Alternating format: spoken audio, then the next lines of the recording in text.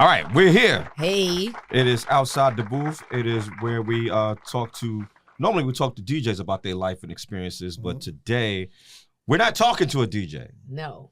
We're not talking to a DJ today. We wasn't going to talk to a DJ at all today. But we are going to talk to someone who is very, very influential in the music game and has done some things that that a lot of y'all need to know about. Yes. Right?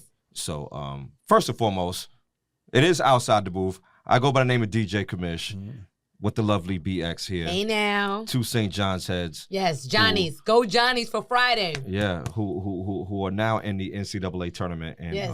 We're about to be on 10 for the next couple of days. Yeah. You know, but you know, we trying to get there. Absolutely. Shout out to the homie DJ Knuckles. He is on tour right now with Case. Right? Yes. On tour right now. So he'll be back soon. I don't know when that tour is going to end. Or I don't know, but it just started last week, so he's going to be gone for a minute. Oh, he's going to be gone for a minute. All right. Well, that's good for him, man. Good for him. Good for Case. You know, it's all good, you know. But we're going to hold it down here. Yes. On Outside the Booth. It's just the two of us, so we're going to make it work. If I was coming to his show, I would get pulled up on the stage. I'm just saying that right now. Oh, boy. Here we go. I know I love to be on the stage, so. Oh, then. Anyway, carry on, sir. Here we go. I mean, our guest today probably hears this all the time. Right. How do you deal with this, first and foremost? Honestly, man. First, let's introduce him before we just go jumping into the relationship. Oh. Do you want to introduce? You want to do the No, honors? I'll let you do it since you are used to announcing people. I'm gonna let you do it. Okay? I mean, if I do it, I'm gonna do it in my way, and it's not for. It's not please. We're talking with artists. Let me get this right: artist, producer, yes, engineer, yes, educator, yes, songwriter, Damn, what am I missing? Am I missing? And DJ. Facts. DJ, that's and right. DJ. Facts. Started out as a DJ. Started out as a DJ. Facts. And DJ. 110%. Started out as a DJ. Hason Denard is here. Yes. Yes, sir. Did I miss anything though? Freestyle Friday champion from 106 in Park. Battle rapper. There we go. Battle rapper. Right. Jermaine Dupri. What was the one that you did with Jermaine Dupri down at the I don't NBA we store? don't talk about what happened at the NBA store. Oh, okay. Shout out to Joel Ortiz though. But we don't talk we don't talk about what happened down at the Jermaine Dupri at the Did you battle Joel Ortiz? I don't want to talk about it. Oh. Joel Ortiz is an amazing guy though. I'll be honest with you. He's really, really amazing at rapping, and that's all I'm gonna say. He's better than everybody that day, I'm gonna say. Okay. Let me tell you what happened that day. I was late that day because not for nothing, I am his biggest cheerleader and the battery in his back when he got to do something. Okay. So when he does stuff, he's really at his best when I'm in the building. And for those that don't know, this is my baby brother. Oh, oh my God. My little big brother is here with us. Can I get a bomb on that, Rick, for me being his big sister? Thank you. I'm gonna be honest with you. How many times does she embarrass you in person like that? Since birth? That's countless. I can't count. But I'm gonna be honest with you. I would have never signed up for BET if it wasn't for her. I didn't sign up for BET at all, actually. She just signed me up. I never signed up. I never wrote up paper, the application. Nope. She did that for me. Yep. I never did that. For 106 in Park. I said, you're going to do this. He was like, if you can get me on it, just do it. I came back a week later. I was like, we're going to 106 in Park. Here's your audition day. Like, wow. I never wanted to go. She was like, yo, you always freestyling. You battle, you rap around the house all day. You might as well go. You always cracking jokes on people. You might as well go there. And I never battled a person in my life. Like, you know what I'm saying? Yeah. She's like, yo, you might as well go. You freestyle all the time. Wait. So you went on there. I never battled a soul. Never. you had no history. Zero experience. Zero experience at battling anybody, bro. I never battled a soul in my life. Yeah. Okay, so the reason why I don't know if this camera's on or what, but the reason why I'm a little bit surprised at hearing that is because of how far you gotten on that show. Right. Yeah. 7 weeks. Right. You were on for 7 weeks. Yeah. Facts. I never battled not one person a day in my life. And who were you battling against? I battled everybody But that they put in front of me. But on my 7th week, I battled my homeboy Jen. That's when I battled, and she told me, y'all. I'm sorry, I'll get rid of this gum. She told me, like, we was in the. they told us the week before we went there, yo, you've been doing good, but next week The dude coming up is going to be really the dude coming up good. is good. He was like, he's an Asian dude and he raps. Like, don't sleep. He can rap. So when we get there, I'm in battle mode. He's over here being BFFs. And I was like, yo, stop being his friend. We're here to win. Like, what are you doing? Yeah. Like, stop. And he was like, man, shut up. And I was like, But I was young. Yeah.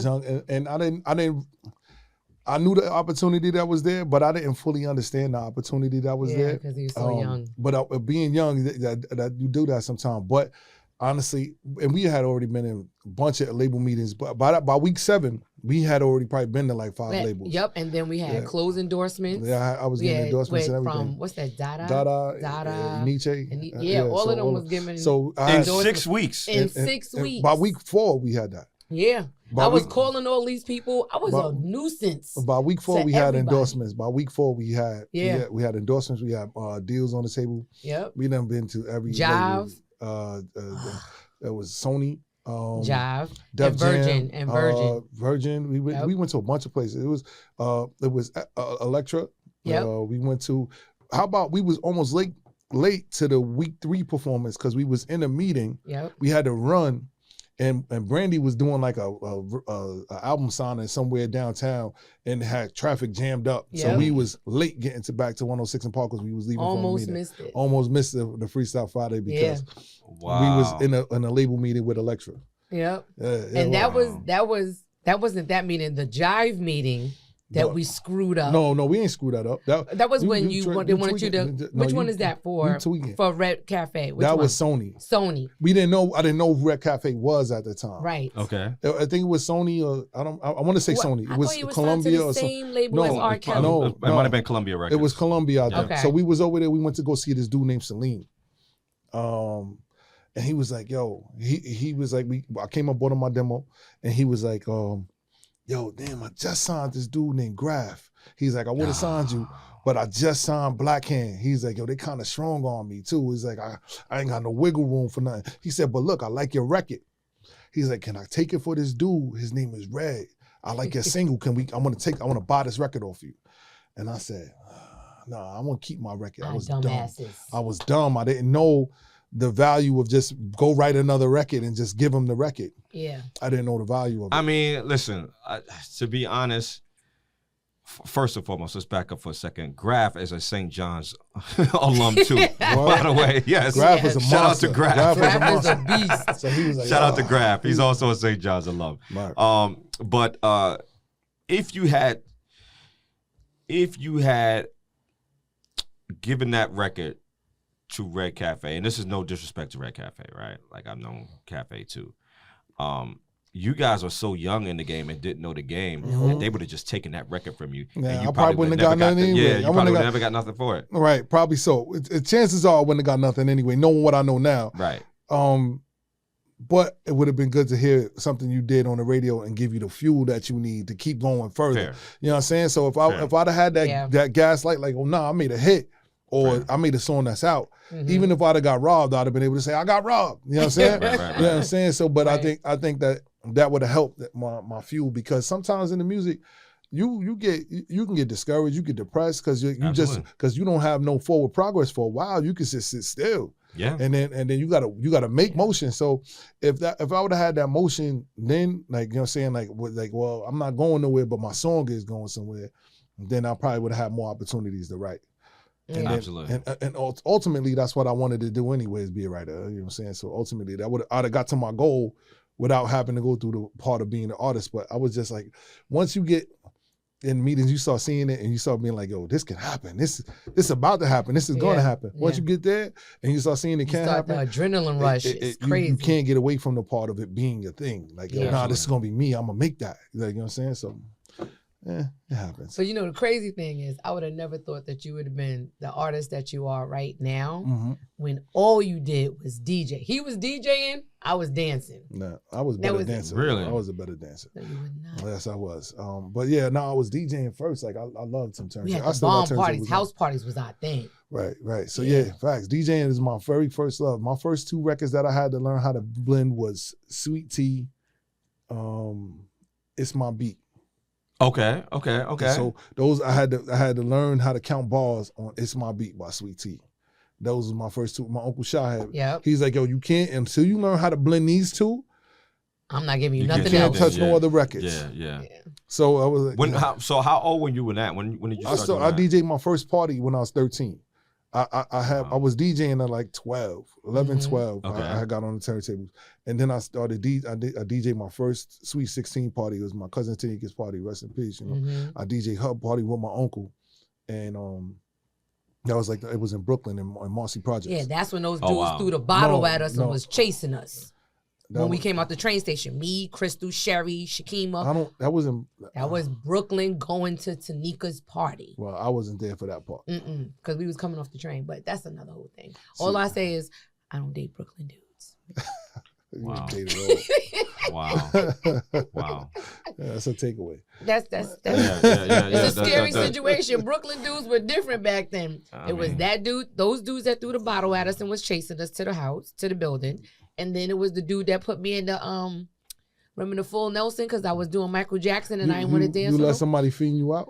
I didn't know he was going to do it. He was like, I ain't coming here for that fancy footwork. It's shorty. And he had me choked up. And the bouncers had to come and get him off me and everything. Where was this at? This is in Brooklyn. I forgot what club it was, but it was in Brooklyn. And then that night, I don't know how to turn to story time, but that night when we left, it was me, Athena, and Tina. We get in my car. We driving back home. We stop at a light. I have a thing where I'm always watching the side mirrors to see stuff. So all of a sudden from the passenger side, I see a hand coming to the door.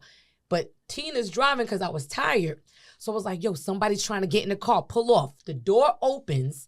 A chick gets in the car and is like screaming like, let me in. White chick. So I'm sitting in the front seat and I'm trying to grab my club. Remember back in the day we used to have the club? Yeah. So I'm trying to grab the club from under the seat so I could bop her in the head with it.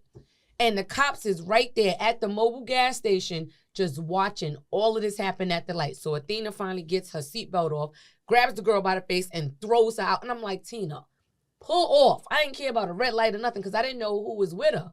Pull off. As soon as we got through there, I made her switch seats. I'm driving like... I can't be that. So Brooklyn. It's always in Brooklyn. So what? So what was the girl doing? What did the cops do? They did nothing. They just watched us. Well, that's Brooklyn though. Well, it's a good chance that you would dress inappropriately. I was dressed right. And they probably prejudged just a little bit and said, you know what? These girls are probably selling some. You want to know? You want to know how I know that you are her brother? He's a jerk. There's a good chance that you know she was dressed inappropriately and everything like that. So yeah. But yeah, so from that I would have never thought you would have gone from DJing to that. Yeah, me either. You know what I'm saying? I thought all I was ever gonna be was a DJ. Mm-hmm. You know what I'm saying? Like the way I met Knuckles, we met at Hot Night Jamaica in Hot 97. Oh wow. That's how I met Knuckles. I met DJ Knuckles there. He was with Fat Man Scoop, and I think we was at a pool party or something out there in Jamaica. And Knuckles is just cool as heck. You know what I'm saying? I don't know if I can curse here, so I'm not gonna watch my language. Right. But Knuckles was mad cool. So me and Knuckles, we just ended up chilling for like the few days that we was chilling. Then when we came home, we just kept in touch, and that was just pretty much that. That's Knuckles. You know what I'm saying? He's so lovable. So I got that's how I met Knuckles. So I was out there, and they had like a talent show in Jamaica out there. So I started rapping, and the whole like island was like, oh, the whole resort was like, oh, nah, you all right. But everybody from Hot 97 is there. Bugsy, Fat Man Scoop, DJ Enough, everybody's there. Angie's there. And Mobb Deep was gonna be there. Miss Jones was there at the time, Jonesy. Who else was there? So like I said, yeah, Mobb Deep was performing that weekend too. Genuine, there's a bunch of people there. Yeah. And so then the next morning, I don't know who was the girl that came over to me. She was like, "This the guy I was telling you about," and she bought DJ Enough, and he was like, "Yo, let me hear you rap. They said you was rapping last night." So I started rapping for DJ Enough at the bar, but I'm like, "Yo, bro, I really don't even want to rap, bro. I really want to be a DJ." Right. And he was like, "Well, I'm such and such a Def Jam. If you got a demo, give me a demo." I'm like, "Man, I ain't really thinking about that. At the time, I ain't had no demo. I was just like, yo, I could rap. Yeah, I could freestyle. But what I really want to do is DJ. Right. So he was like, "Oh, you got to come down. You got to be a part of the street team." So then he was like, "Yo, give me the number." So this is what happened. So he gives me the number. I call down there. I speak to somebody. They connect me with somebody to become part of the street team. They said, "You can be part of the street team. You can make $7 an hour." It was like mad nothing. So I was like, "Dang, I already work at Easy Pass." Right. I was making more money than that. So at the time I was living with my mother. So I said to my mom, I said, "Mom, I want to go work at Hot 97. It's part-time, but it's $7 hours part-time, but can I live here and work there at the same time?" And she was like, "No, you need the money." So I had to choose work and be an adult. I never knew that was a thing. Yeah, I didn't know about that story. Yeah, is that right? So I couldn't work at Hot 97 because my mother needed me to help pay the bills. Right. And so that I never took the job at Hot 97. Who knows? That's I'd have probably never been a rapper if I'd have been able to get into the spot where I could get closer to being a DJ. Because Enough was like, "Yo, the way you get in Hot 97, usually everybody starts at the street team level." So he was like, he said, but the main thing is to get in the door. He said, "You get in the door, you start here, be a street team. We'll pay you part-time, but you in the door." That's crazy. And that's how I was gonna get in. That sounds about right, though. That's dope. It was way easier to get in touch with the people back then than it is now. Like the A&Rs and stuff like that now, like the Enough, like you could never walk up to you can't Enough get in right touch now. with nobody right now. You can't do any of that. And you had that access. No. That's crazy. We're gonna take a quick break. Yes. And we're gonna come back and we're gonna talk a little bit more. Okay. Because I'm very intrigued about this right here. Okay. All right. I got you. Outside the booth, Kamish, BX, BX. we here. Hason is here. We'll be right back. Right Back outside the booth. DJ Kamish, BX is here. Hason is here. We were just talking off the air about a little bit more about you DJing, right? Right. And you had started in the vinyl era. I started in the vinyl era. Yeah. So you was doing events. You got picked up by New York Skyline. Yep. I was DJing for New York Skyline. I used to do a party every week, and then I worked at a bar. I forgot the name of the bar I worked in. What is it? Every Wednesday night I used to work in this bar, and I would make a little $150 for the night or whatever it was. But I made my real money. I used to charge $125 an hour to DJ, and that was back in 97, a long time ago. 96, 97. I was killing, but in Staten Island it was a small market. It was only like maybe 5 DJs that was popular. And not everybody had good speakers. Remember back in the day, you had to have your own equipment. Your own stuff, yeah. You know what I'm saying? It wasn't like you can go now, you can go to Sam Ash and just rent stuff. You can't do that. Back in the day, you couldn't just do that. And if you did, you had to have a credit card that can afford the weight of that. So I had all my speakers. I had a couple of subs. I have some Gemini speakers.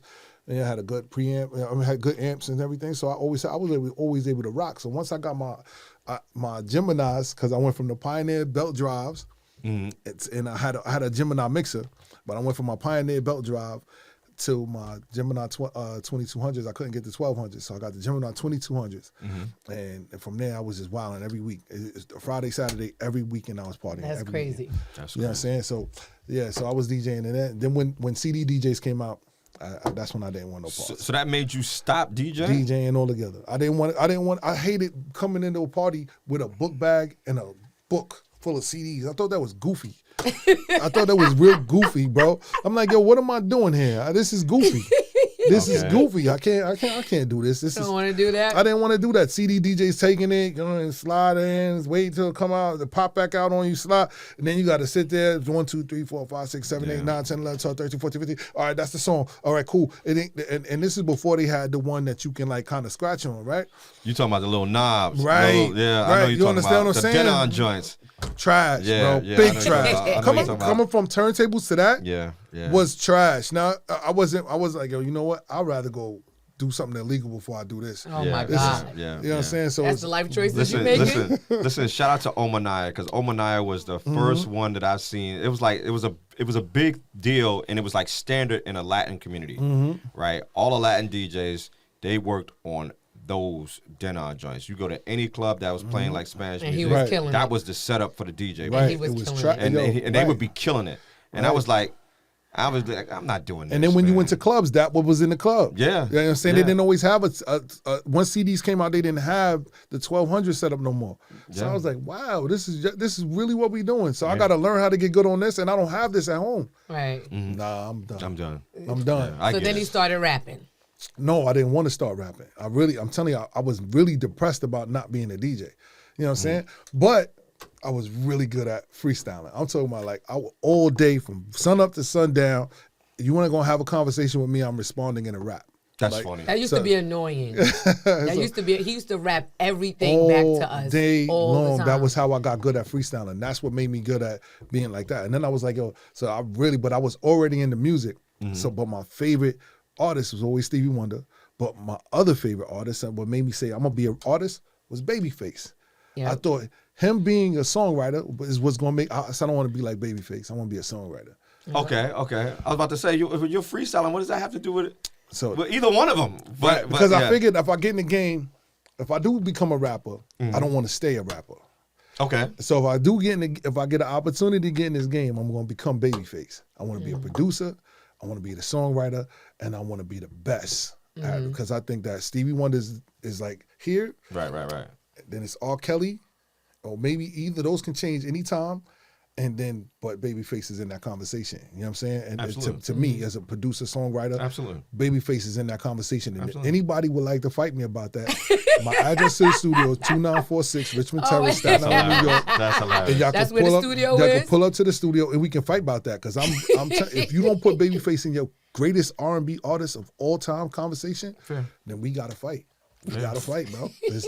I'm willing to, we can shake. Oh, you want to shake over Babyface. I'm all the way with that. I'm with the smoke for that. You know That's what I'm saying? crazy. No, that's fair. That's fair. He got mad joints. Yeah. Do you remember your first hit record that you wrote for yourself? Like, what's your favorite record you wrote of your own? My favorite record that I wrote of my own is probably it ain't for me. It ain't my favorite record. I wrote a hook for my boy.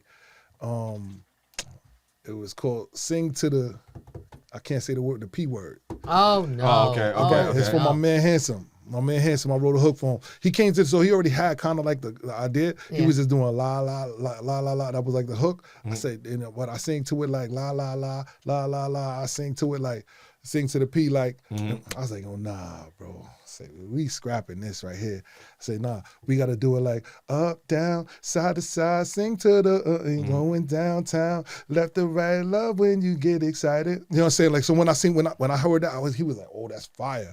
So I was like, yo, yeah, we have my man do this. Then he called my other boy, Javi in. Javi came in, did the hook over. You know what I'm saying? That's probably one of my favorite hooks. I gotta hear it. Yeah, no, I can send it to you. It sounds very vulgar. Y'all can play it right after the next break. Oh, okay. All right, so that was one of my favorite joints, like that one. And What year was that? probably like 3 years ago, 3 years ago. 3 years ago. 3 years ago, yeah. My favorite song, like his first album. See, you can tell about your first record deal. Explain what happened with your first record deal. How that was crazy. Like you got advance, and then how all of that turned into whatever. So one of the deals that I had that went completely south was I think we talked about this years ago. Me and you talked about this. Okay. I got into a deal with this company called Blatant Entertainment, and with Blatant Entertainment, like everything was going good. Like, you know what I'm saying? And with Blatant, we had like this dude, his name was John. John's a real good dude. Bad dude, but a good dude. Okay. You know what I'm saying? So he had some business partners that we was working with, and one of the business partners, so John ended up getting shot. I'm going to try to make a long story short. Okay. One of his business partners was part of the Dirty 30. The dudes from Wall Street. Oh, okay. And so the one part of that deal that we was thought where the funding was going to be coming from, that was supposed to be an endless resources. Dude ended up getting they all got indicted. And like, so they was part of that Wall Street, almost like the Wolf of Wall Street type. I was about to say the Wolf of Wall Street. So like that whole situation got real bad because the funding dude, even though John ended up still being a man of his word and putting his money up, but his partner that he was supposed to be with, they all got knocked off. Yeah, they were knocked off. Yeah, they got knocked off. And so like, but John ended up, shout out to John, but he ended up doing his own thing. But he got shot right around the time, and it was like a lot of big things going on. So those are some gangsters, and yeah. That was just one. But he had a whole album. I had an album. He had an album release. Everything was perfect, and then that just came at the end of just. Yeah, but I put a few albums out. My favorite album that I did was HD No Filter. It was an album called HD No Filter. Favorite album. It was. I think it's, to me, is probably my best album that I've done solo. You know what I'm saying?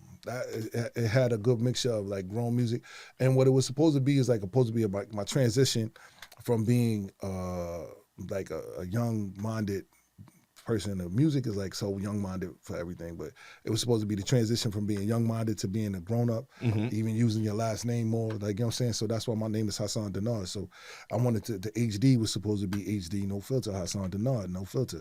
Right. He was supposed to be saying everything that I would always say, yo, you can't say that, you can't have a girlfriend, you can't be in love, you can't be hurt, you can't be, so I wanted to make sure that I said all those things that I wanted to be, and that's what HD No Filter was. And so it was like, great album. It was the amazing album.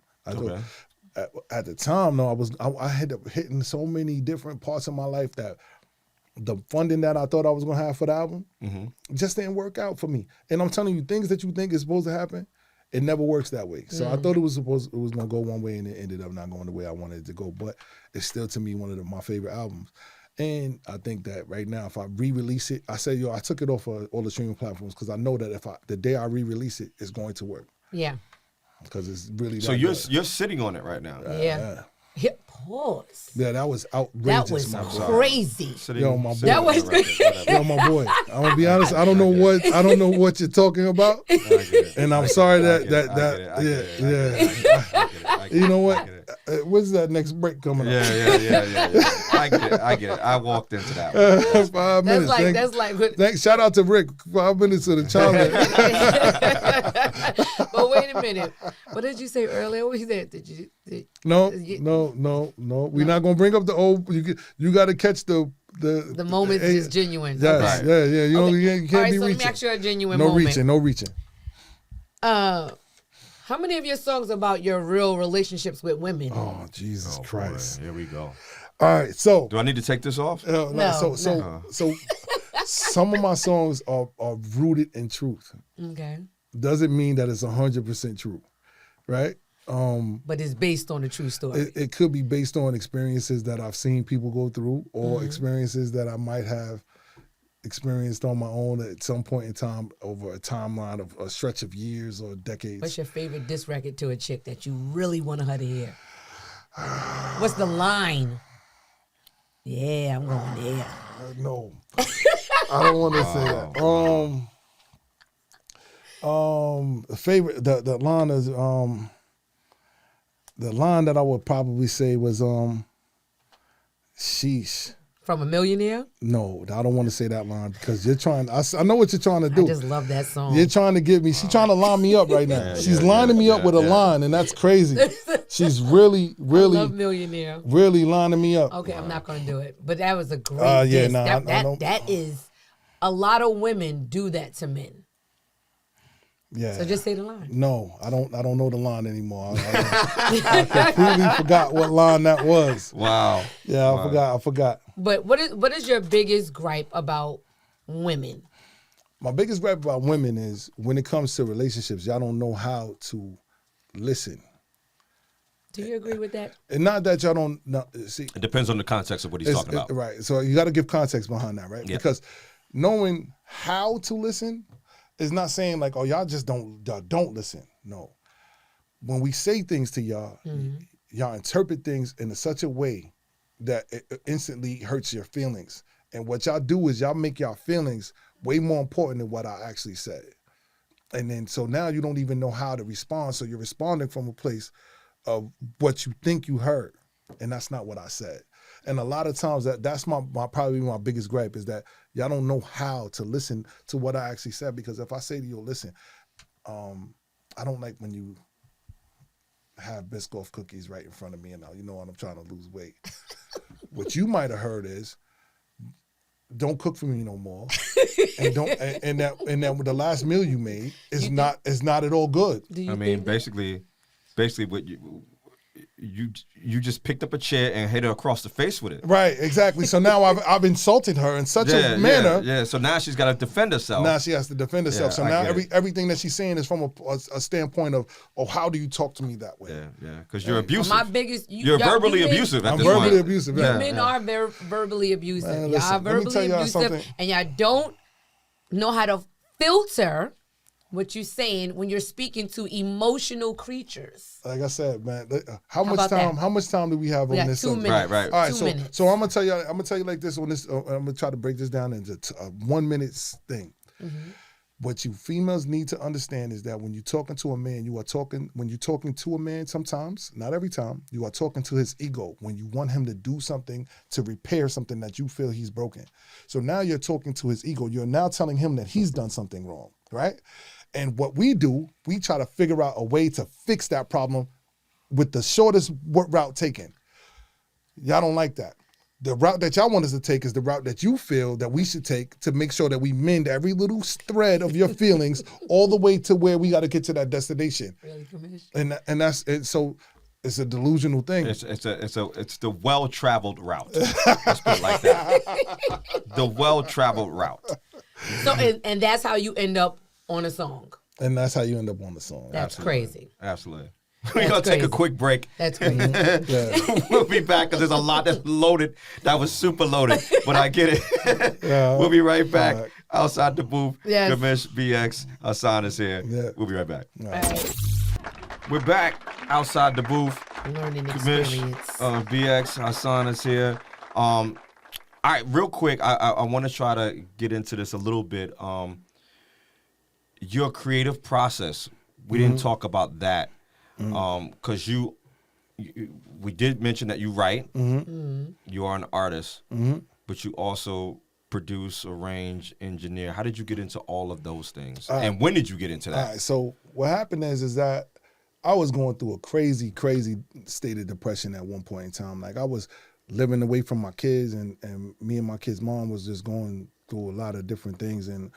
And so what ended up happening is I ended up moving and leaving New York for a little while, and that was just terrible for me. Mm-hmm. And then so I was like, yo, I came back to New York, and you know what? I had some money saved up. I was like, you know what? I'm gonna open my own recording studio, and I'm gonna make my own music.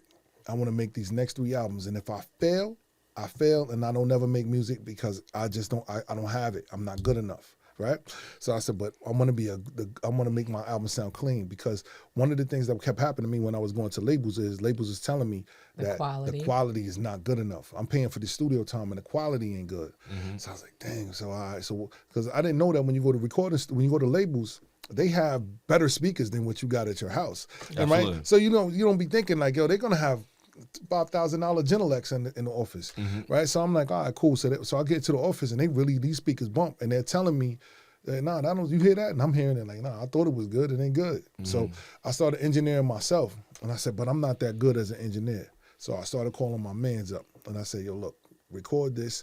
I just want to work on your vocals. Then I went on this website called Groove 3.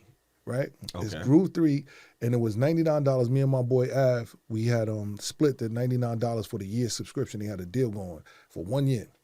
So what I would do is I would take the vocals and I start engineering the vocals as I'm watching the lessons.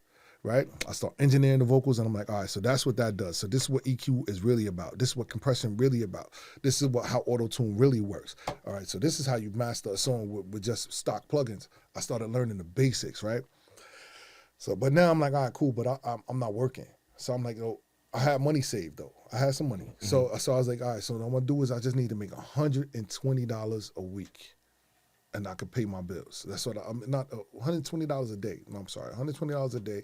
If I and I was like, yo, if I can just work, I was only charging $20 an hour. So I was like, yo, if I can just do 6 hours a day, I can pay my bills. Mm-hmm. So I started going to every little open mic, and I started handing them business cards like, yo, come record me. I'll give you 10 hours for $200, 10 hours for $200, 10 hours. I was charging them nothing. Right. $20 an hour. So I was like, so people started doing it. So then they start leaving the hood, and the songs start going out. Like, yo, buddy, where you do that at? And they start telling me I had a little trailer in Staten Island. So he was like, yo, you mix that over there in your man. Cool. So I start booking 10 hours. So I started, people call me, and my mother said to me, I'll be in the house. She'd be like, somebody just called you for a session? I'd be like, yeah. She'd be like, don't go. Tell them to come tomorrow. I'd be like, why? She was like, because you don't ever want people to think that you easy accessible. She said, make them wait for one day. That money still be there tomorrow, but don't ever be available when somebody calls, because then they're going to just call you like that all the time. I said, what? That's real talk. I was like, you know what, Ma? You right. That's G talk. So shout out to her for that. So word is born. So when they called me, even I was home doing nothing. I was like, yo, y'all can come tomorrow. You can make it 10 o'clock. I got an appointment for you. So now I made people treat me professionally, right? But then it came to the point where I really was booked, right? Because I was just booking these 10-hour sessions. It was back to back. I was in there 18 hours a day at some points, right? You know what I'm saying? So I was just doing session after session after session. So during tax time, one time I made like 20 bands in like a month and a half. I'm like, wow, this is crazy, right? So I got real good at engineering. So I was like, yo, I love doing this so much. I don't even know if I even need to do music no more. I never even got to do my 3 albums that I was talking about. Plus, I was going through depression. I was going through counseling, and I was on these medication that they had gave me. So all my music was sounding like how I was feeling. So I wasn't making music that was like that was anybody would enjoy. It was all depressed, like, oh, I wish it wasn't me. I wish it wasn't me. And those kind of records all day. I couldn't get rid of them records. Like Mary's first 2 albums. Right, yeah. Right. All I, you know what I'm saying? So the Woe Is Me album was on the way. You know what I'm saying? So now, but I got real good at mixing. So I was like, all right, cool. So then I started calling people that I knew that was like that. So my mans, I got with my man Fess Taylor. He ended up doing records with like Keith Murray. Then we ended up doing a record with Frejo Starr. Then I start branching out. Then the people start hearing these records, and then I got in touch with the Water Team. They plugged me in with Raekwon, and then when I started doing these records, they started plugging me in with the Woo. And so I was like, all right, so this is happening. This is how this started coming around, because like they was all the way in, K and Stomach, and they all the way in with them cats. So they was like, yo, mix this record, Method Man's on it. And I'm like, all right, bet. They'll mix this record, Future's on it. All right, bet. Mix this record, A Boogie on it. All right, bet. Like, you know what I'm saying? So that's how I started getting in. Like they started giving me like big features to mix, like, you know what I'm saying? Absolutely. And so now I start building my resume. So then I get with I get with my other mans, and then I do some Uncle Murder records, and then I get, then before you know it, I got a Sheik Luke record, a Chinks Drug record. I got, you know what I'm saying, before you he did died. Chinks? Yeah, word. What? Word. So this is before he died. So I started getting real good at that. So then I was like, all right, so cool, I don't have to do that. But then I'm still a songwriter though.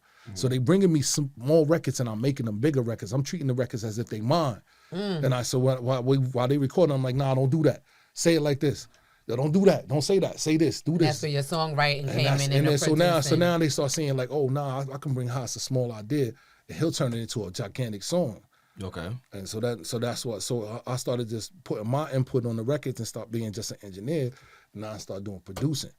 Right. So you bring me a song, I'm like, nah, we ain't doing that. They be like, yo, Haas, how you gonna tell me? Nah, this is my record. No, it ain't. If you doing it here, they just jack somebody. If you doing it here, we gonna do it my way. Right. We not doing your record your way. Your way is not good. I'm telling you right now. Everybody gonna say it suck, bro. You the Kanye of your studio. Yeah, it's your word. So we gonna do this record the right way. It ain't no your way. It ain't my way. It's the right way. Right. This song ain't gonna come out no other way. They be like, oh, you bugging? Nah, you poop. That's what you are. So I tell everybody in the studio, you poop. Understand, you are poop by yourself. Right. You can't do this. Funny. You can't do it by yourself. You by yourself, you poop. I'm poop by myself. You poop by yourself in the studio. But if we come together collectively, we are the Avengers. Right. But by yourself, you poop. Yeah.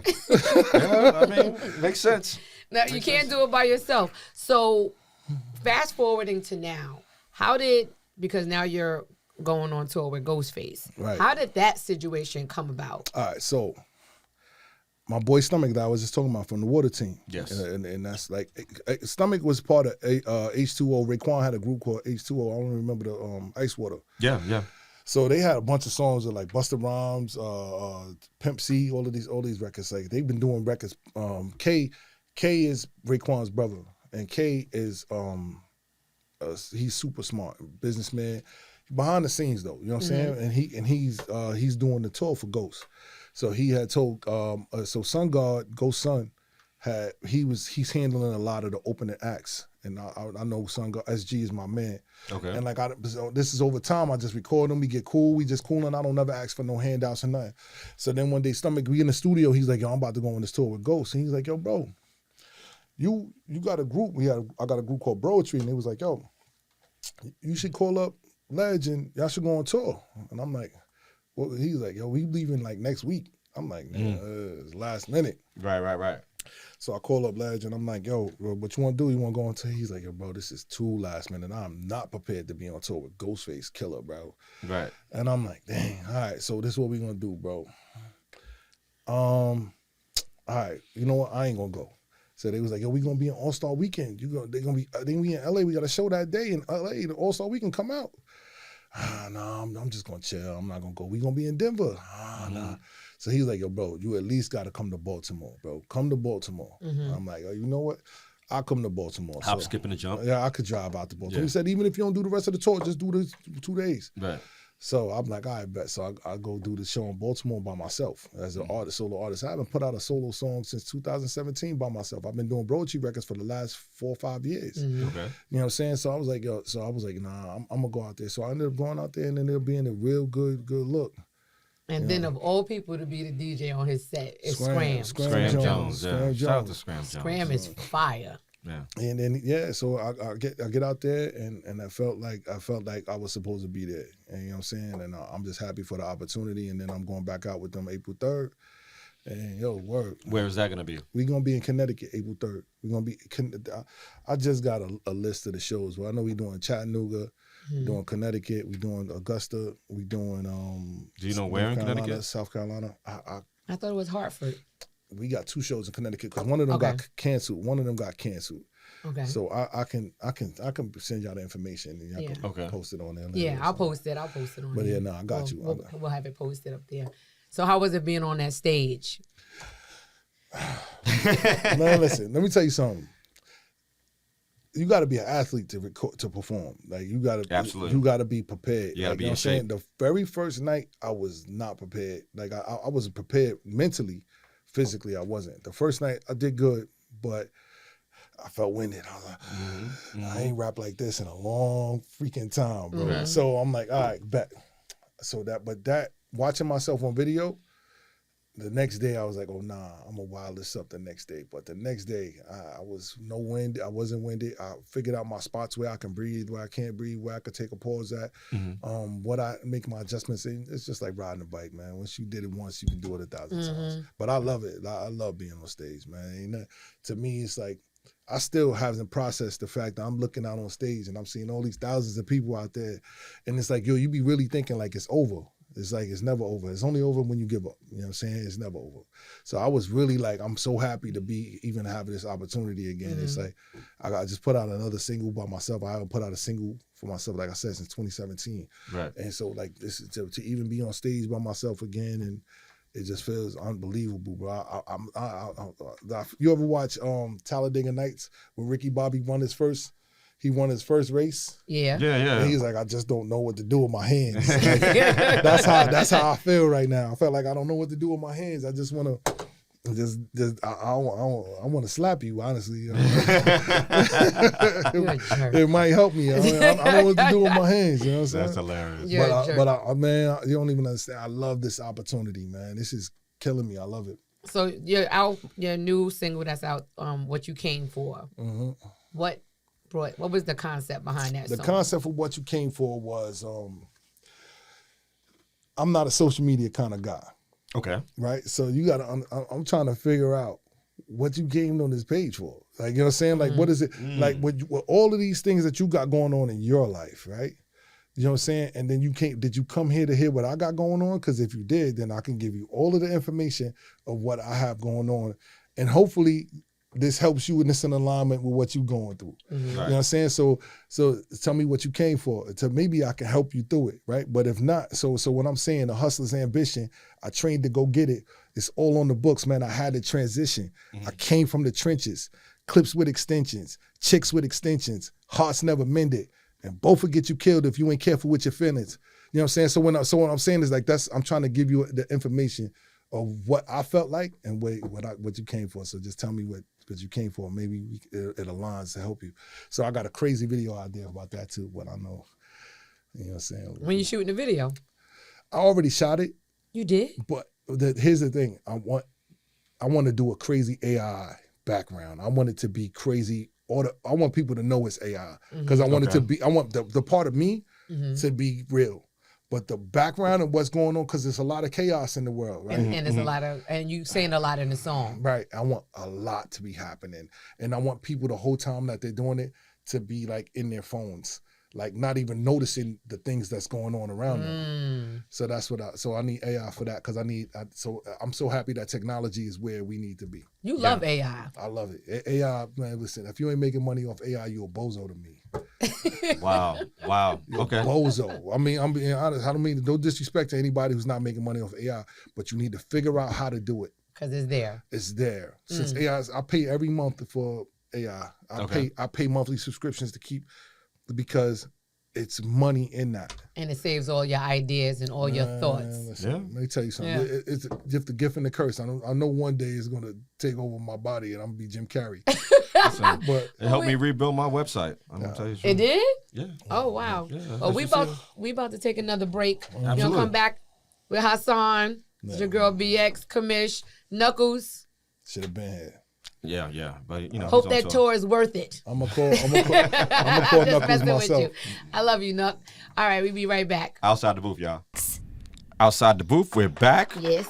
Kamish, BX, Hason is here. I'm very intrigued by some of the stuff that I hear today. It's just That's crazy. how you know she don't call me.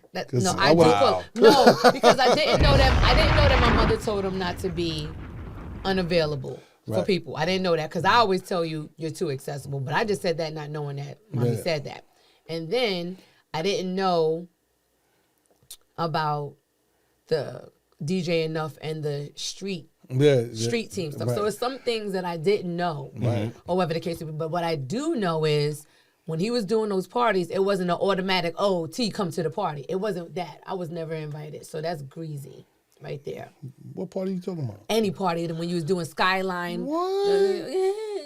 Whatever. I was getting hired to DJ other people's parties. New York Skyline is a company. Okay, whatever. Right?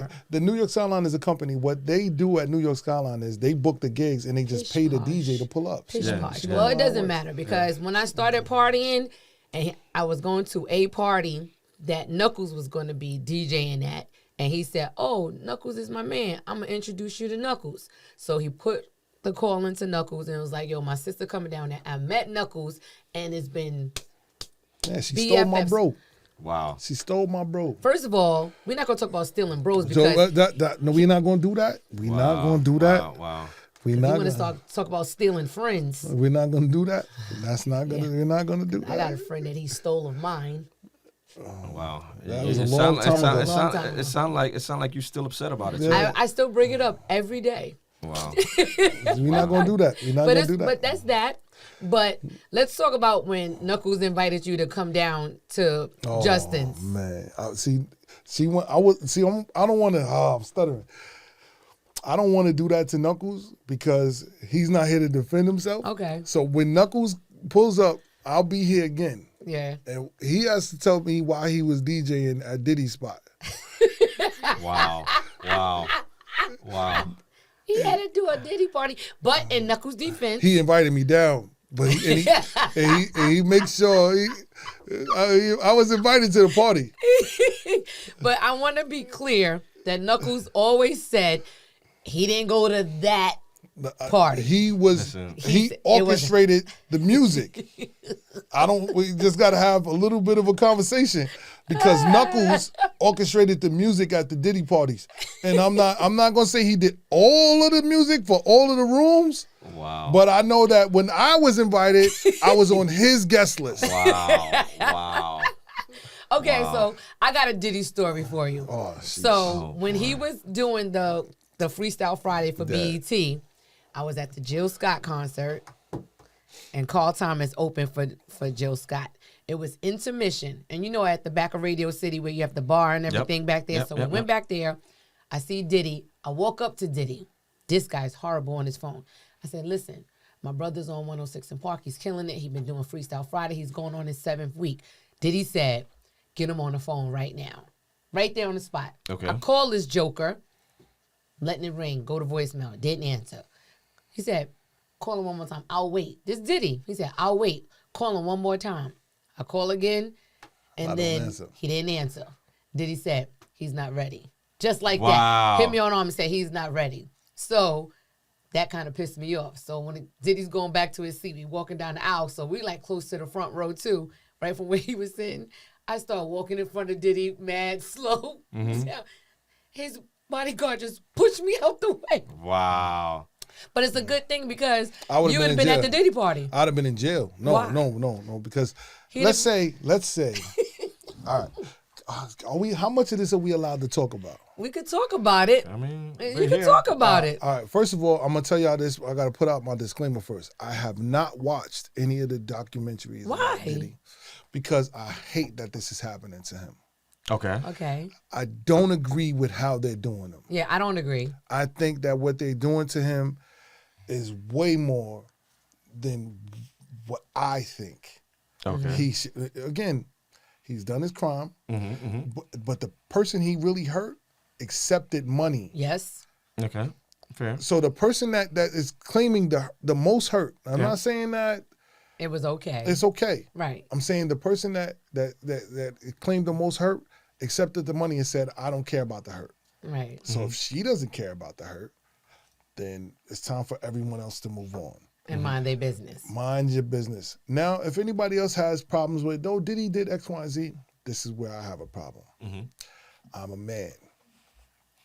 There is no way I wake up next to another man sore. There's no way I wake up next to another man sore and go back the next day. Right. Now, if you don't want to be, if you're nonviolent, cool. You just don't go back. You take that on the hop and you don't tell nobody for 100 years or whatever, how many years it's been, and you keep it pushing. Yeah, fair. You do not go back the next day. Right. I don't care how much of this music dream I want. There is nothing in the world that would have made me go back the next day. Right. Me. I don't care. Again, you do what you want. But now a decision has been made. Right. You already know you've been violated the first time I give you. If you complain the first time, I get it. You got that. Lock him up. When you go back, how much of that is really a violation? A violation at that point. Yeah. Right? So now I have to, not saying that it didn't happen, I'm saying I have to look at it suspect. Right. I don't see it the same way, and I probably shouldn't be saying this on the air because it's easy to get canceled these days. Yeah. All I'm saying is that I'm not saying that you don't deserve any money. I'm not saying that you don't deserve whatever you're looking for. Right. However, I have to question your integrity as a person. What made you go back? Right. You woke up next to somebody who you didn't go to bed with, sore, and you didn't like it. Wow. Right. Wow. If that's the thing that you're telling me, right, then I'm not going back the next day. Right. And there's nothing in the world that can make me go back the next day. Fair. Right. I get that. Fair. I mean, I get that. There's no arguments there. Nope, no argument. So for me, that's I don't like what they're doing to him either. I disagree. And I've been telling you that. I was like, I disagree. He did some bad stuff, but that's not what he's in jail for. Right. So that's not what he's in jail for. All right. So now here's the other thing. When you get indicted for things, right?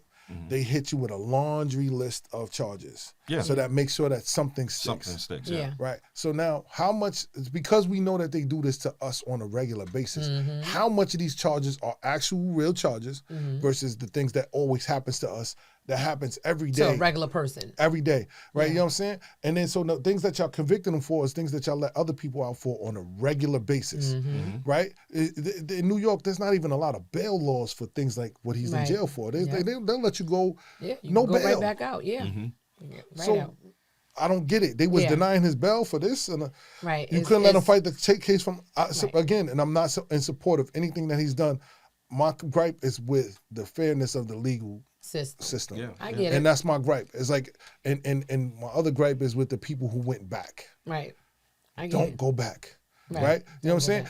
And I'm gonna tell you this. The other thing that's bothering me is the same black people who say, it wouldn't be me If I was in the scary movie and I seen Jason coming and he's walking, I'm just gonna keep running. Right. Well, Jason was coming, and you walked. Right. What happened? Right. What happened? Right. These the same black folks that say this. Right. We gonna stop. We're gonna not. With Jason's on the way. Michael Myers is on my heels. He's not running at all. Right. What you doing? Right. He wasn't running. Right. He wasn't chasing you. Right. You went back. Right. Just like those women with R. Kelly. No, that's different story. I'm talking about, Don't confuse I'm not the two. confusing the two. What I'm saying is, let's not taint Diddy's argument with R. Kelly talk. Fine. We can't do that. Okay, because I'm telling you're you, reaching. that is a different. No, because there was just one story. Well, I'm just talking about the going back thing. Here we go. There was one woman that left the house, and when she went to the airport, she called him back, and he did not answer the phone because she wanted him to come back. This is on one of his documentaries. I don't watch And she said, no, I'm just saying, but she said it herself. You said one. How many people he violated? I'm just answering to his, you went back. That's the only thing I'm talking about is the you went back. She left from the airport when nobody stopped her from going to the airport for her to go back home to wherever it was that she lived. And she went back. And I'm just agreeing with you, don't go back. That's all I was touching on. You don't have to be. You can be a victim once. Right. How many times are you a victim if you went back? Because you say, if you shenan once, you shenan again. Yep. Yeah.